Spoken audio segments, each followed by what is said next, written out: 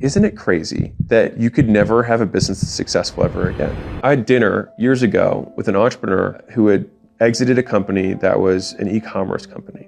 And he had made the majority of their sales on Amazon. This is the early days of Amazon, when you could pretty much just list a product and it would just grow. And I remember him saying this. It was because he attributed everything that he had in his life to the luck of things working out in tandem.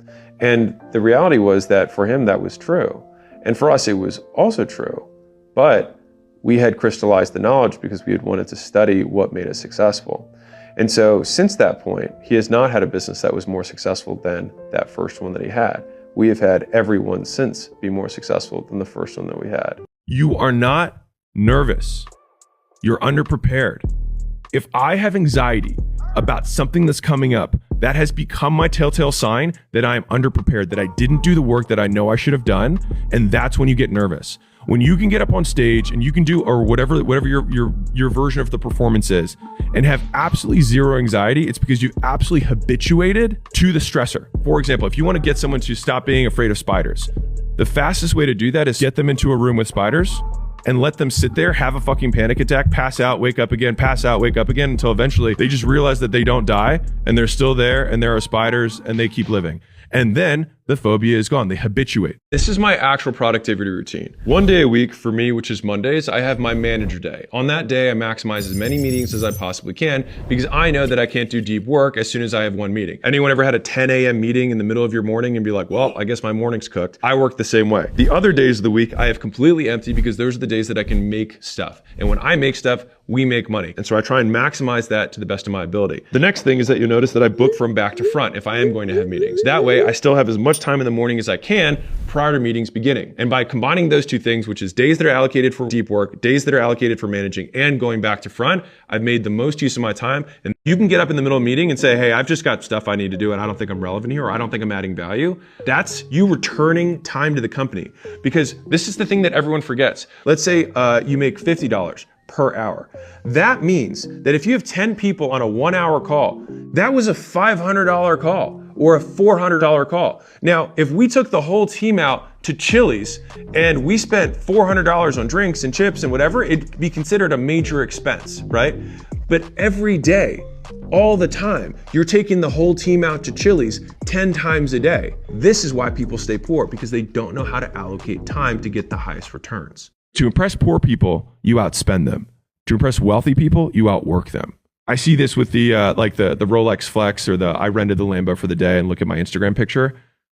Anybody who's really in the game is like, dude, my jet costs 500 Lamborghinis. Like, I could give a fuck what you drive. If I see a kid who's not flexing any of that stuff, but I see how hard this kid's working, that's what impresses me. If anything, I see a younger guy who's like blowing cash to like flex.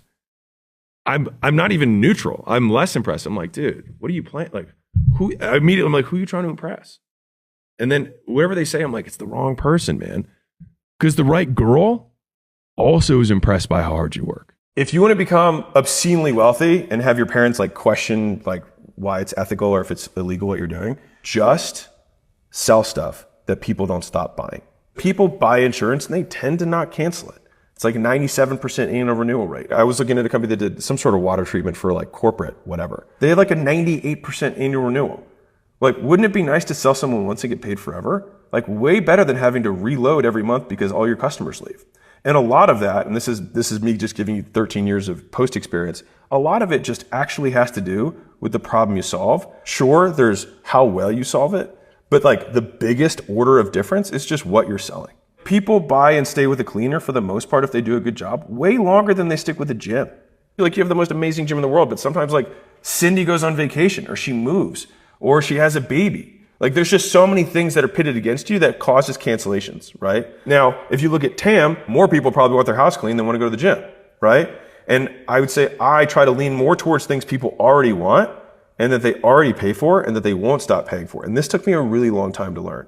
And so I'm sharing this with you. Like, the one nugget in terms of what do I pick? Try and pick stuff that people pay for over and over and over again. every single person who wants to do something with their life and has done something with their life has gone through the exact chapter that you're going through. And it's the lonely chapter. It's the chapter where you don't fit in with your own friends, but you don't have the outcomes yet to fit into a new group of friends. And you're doing this thing, you're doing these free tutorials online to try and figure out how to set up a podcast. And you're going through this and you're like, is this even worth it? Because you have no signs of success. The sign of success is the hate that you get along the way. And what you can't do is bend the knee to their hate and fit back into the conformity because it's comfortable and it's warm. Because like in the Matrix, when Trinity opens the door, when Neo's about to go take the red pill and he wants to get out of the car, she says, Neo, you've been down that road and you know exactly where it leads. And I know that's not where you want to be. And then he closes the door. Like right now, this moment that you're going through is Trinity opening the door and being like, you could go back, but then you'd have to remember exactly what the reason was that you decided not to go out to begin with, just because you listen to this podcast and you consume this content. You're like, I can